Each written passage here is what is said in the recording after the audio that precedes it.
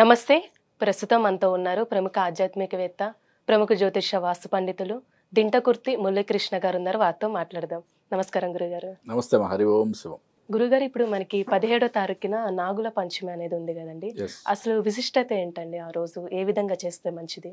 మార్గశిర శుక్ల పంచమి, దీన్నే నాగ పంచమి అంటారు. ఉమ్, అంటే ఆంధ్ర సైడ్ ఎక్కువగా నాగుల చవితి, అవును. కార్తీక మాసంలో వచ్చే నాగుల చవితిని ప్రాముఖ్యంగా చేసుకుంటారు. మార్గశిర మాసంలో వచ్చే నాగుల పంచమి తెలంగాణలో ఎక్కువగా జరుపుకుంటారు. సరే, ఏది ఏమైనా కానీ, ఏ వ్యవహారం పద్ధతి వాళ్ళు చేసుకున్నా కానీ, బట్ నాగుల చవితికి కానీ నాగుల పంచమికి కానీ ప్రాముఖ్యత ఏంటి మెయిన్గా అంటే, జాతకంలో నాగదోషాలు. ఉమ్, ఓకే, అంటే వివాహం ఆలస్యం అవటం కానీ, సంతాన విషయంలో ఏదైనా దోషాల వల్ల, అంటే జాతక దోషాల వల్ల సంతానం లేమి కానీ, లేదా సంతానం ఆలస్యం అవటం కానీ, మెయిన్గా ఇటువంటి నాగదోషాలకి, సర్పదోషాలకి కూడా ఈ నాగుల చవితి, నాగుల పంచమిని మంచి పరిహారం కింద ఉపయోగించుకోవడానికి ఉపయోగపడుతుంది అనమాట. జాతకాల్లో ఎటువంటి పరిహారాలు చెప్పినా ఈ రోజుల్లో చేసుకుంటే వాటి యొక్క ఫలితం ఎక్కువగా ఉంటుందని చెప్తారు అనమాట. ఉమ్, ఈ నాగుల పంచమి రోజు ఇప్పుడు జనరల్గా ఏంటంటే, ఊళ్ళలో అయితే పుట్టలు అనేవి, పాము పుట్టలు అనేవి ఎక్కడ చోట ఉంటాయి, అక్కడికి వెళ్ళి ఆ పాలు పోయటమో లేకపోతే ఏదైనా నైవేద్యం పెట్టడం, పూజ చేసి రావడం జరుగుతుంది. బట్ సిటీలోకి వచ్చేప్పటికి రెడీమేడ్ పుట్టలు కూడా చేస్తున్నారు. అవును. సరే, అంటే రెడీమేడ్ పుట్టలు చేయకపోయినా అట్లీస్ట్ గోధుమ పిండితో కానీ, బియ్య పిండితో కానీ నాగ పడిగ చేసుకొని, ఓకే, స్వామివారికి పాలతో అభిషేకించుకోవడం, పాలను నైవేద్యంగా పెట్టడం, స్వామివారి యొక్క అష్టోత్తరంతో పూజ చేసుకోవడం, ఉమ్, ఆ రోజు ఒంటిపూట భోజనం చేయటం. అంటే మెయిన్గా ఇంపార్టెంట్ ఏంటంటే, ఆ రోజు తరిగిన కూరగాయలు తినరు. అవును. అంటే స్వామివారు, అంటే ఏ కూర, అంటే తినే ఆహారంలో కూడా ఆ స్వామినే చూసుకుంటారన్నమాట. ఉమ్, అట్లా అందుకని ఏంటంటే తరిగిన కూరలు తినకపోవడం, ఇట్లాంటివన్నీ చేస్తారు. ఇప్పుడు జాతకంలో ఎన్నో రకాల దోషాలు ఉంటాయి. బట్ ఇంత చిన్న పరిహారంతోనే పోతుందా, అటువంటి పెద్ద పెద్ద దోషాలన్నీ పోతాయా అని కూడా క్వశ్చన్ అరైజ్ అవుద్ది డెఫినెట్గా. మనకి శాస్త్రంలో జాతక దోషాలు ఎంత పెద్ద పెద్ద దోషాలైనా కూడా మనకి చిన్న చిన్న పరిహారాలతో పోతుందని చెప్పి మనకి శాస్త్రంలో క్లియర్గా మనకి ఇవ్వడం జరిగింది. బట్ ఇప్పుడు కాలసర్పయోగమే ఉంది. రాహుకేతుల మధ్య మిగతా 7 గ్రహాలు బంధింపబడటాన్నే కాలసర్పదోషం అంటాం. అంటే దాంట్లో 12 రకాల కాలసర్పదోషాలు ఏర్పడతాయి. అంటే రాహు ఉన్న పొజిషన్ బట్టి, కేతు ఉన్న పొజిషన్ బట్టి 12 రకాల కాలసర్పదోషాలు, వాటికి పేర్లు పెట్టారు. బట్ రాహుకేతు మధ్య 7 గ్రహాలు బంధింపబడితే కాలసర్పదోషం అంటే ఇంక వాడు ఎందుకు పనికిరాడా? వాడు ఎందుకు పనికిరాడంటే చిరంజీవి ఎలా పుడతాడు కాలసర్పదోషంలో? కాలసర్పదోషం పుట్టిన వ్యక్తి చిరంజీవి మెగాస్టార్లో అవుతాడు. కాలసర్పదోషంలో పుట్టిన నెహ్రూ ఇండియన్ ప్రైమ్ మినిస్టర్లో అవుతాడు. ఉమ్, కాబట్టి ఏంటంటే కాలసర్పదోషానికి పుట్టిన జన్మజాతకంలో ప్రాబ్లం ఉంది, అంతవరకు ఓకే.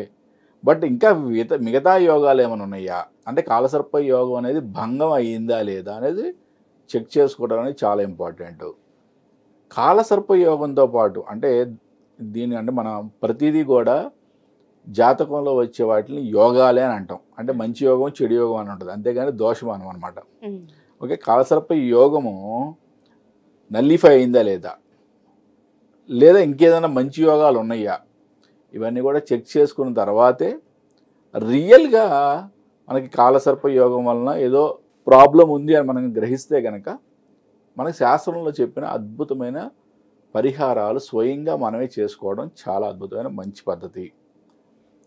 కాలసర్ప దోషాలకు సంబంధించి ఎన్నో రకాల శాంతులు, ఎన్నో రకాల ప్రతిష్టలు, హోమాలు, యాగాలు అన్నీ చెప్పబడినా కూడా వాటికన్నా చిన్న చిన్న పరిహారాలు కూడా చేసుకోవచ్చని శాస్త్రం ఉటంకించింది క్లియర్గా. ఉమ్, దాంట్లో అద్భుతమైన పూజలు, వ్రతాలతోనే ఇటువంటి దోష పరిహారం నివృత్తి అవుతుందని కూడా చెప్పబడింది అనమాట.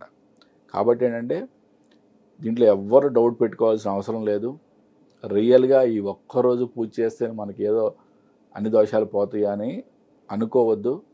మనకి శాస్త్రంలో చాలా క్లియర్గా చెప్పబడి ఉంది. పూజలు వ్రతాలతో ఎన్నో పెద్ద పెద్ద దోషాలు కూడా నివృత్తి అవుతాయి అని చెప్పి క్లియర్గా ఉంది. కాబట్టి ఎవరైతే నాగదోషాలు జాతకంలో నాగదోషాలతో బాధపడుతున్నారో, వివాహం ఆలస్యం అవుతుందో, సంతానలేమితో బాధపడుతున్నారో వాళ్ళు ఈ నాగపంచమి రోజు నాగుల పుట్ట ఎక్కడైనా ఉంటే దగ్గరలో ఉంటే కనుక మీకు అక్కడికి వెళ్ళి స్వామివారికి పూజ చేసుకోవటం, పాలు వడ్డించడం, నైవేద్యం పెట్టడం, స్వామివారికి పూజ చేసుకొని రావడం అనేది చాలా మంచి అద్భుతమైన రెమెడీ. లేదు అక్కడ మనకి అనుకూలం లేదు, బట్ మనం చేసుకునే వీలు లేదు, మన దగ్గరలో ఎక్కడ దేవాలయం లేదు అనుకున్న వాళ్ళు ఇంట్లోనే గోధుమ పిండితో కానీ బియ్య పిండితో కానీ ప్రతిమ చేసుకొని టోటల్ కంప్లీట్గా పూజ అంతా కూడా పూజా విధానం మొత్తం కూడా ఇంట్లో చేసుకోవడం అనేది చాలా అద్భుతమైన పరిహారంగా చెప్పుకోవచ్చు. అంటే అలానే ఇప్పుడు పుట్టమన్ను కూడా దొరుకుతుంది కదండి, దాంతో కూడా చేసుకోవచ్చా? అదే ఆర్టిఫిషియల్గా మనం చేసుకోవడం అనేది ఆర్టిఫిషియల్ ఎంతైనా కూడా ఒరిజినల్గా దేవాలయాలు ఎక్కడైనా పుట్ట ఉంటే అక్కడ చేసుకోవడం అనేది మంచిది. లేదా అట్లీస్ట్ మనం గోధుమ పిండితోనో లేదా బియ్య పిండితోనో మనం ఇంట్లో చేసుకొని ప్రతిమతో చేసుకోవడమే మంచి పద్ధతి. పుట్టమన్ను చాలా పూజా స్టోర్లు ఇప్పుడు దొరుకుతుంది. పుట్టమన్నుతో మహాలింగార్చనకి పుట్టమన్నుతో లింగాలను చేయడం అనేది చాలా ప్రశస్తం. కార్తీక మాసంలో ఎట్లయితే మనం 365 లింగాలు చేసి మహాలింగార్చన చేస్తామో దానికి పుట్టమన్ను వాడటం అనేది ప్రశస్తం.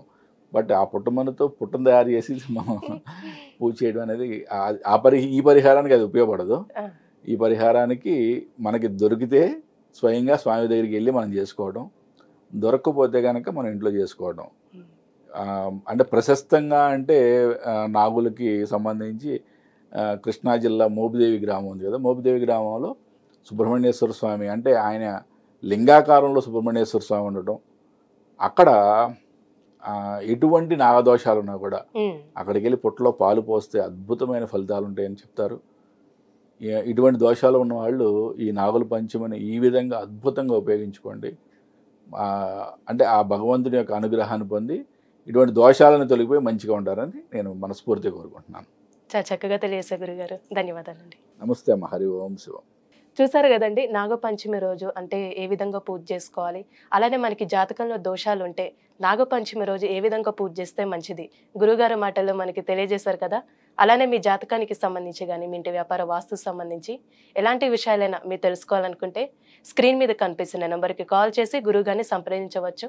ఇలాంటి విశేషమైన అంశాలతో మళ్ళీ మీ ముందుంటాను. ధన్యవాదాలు.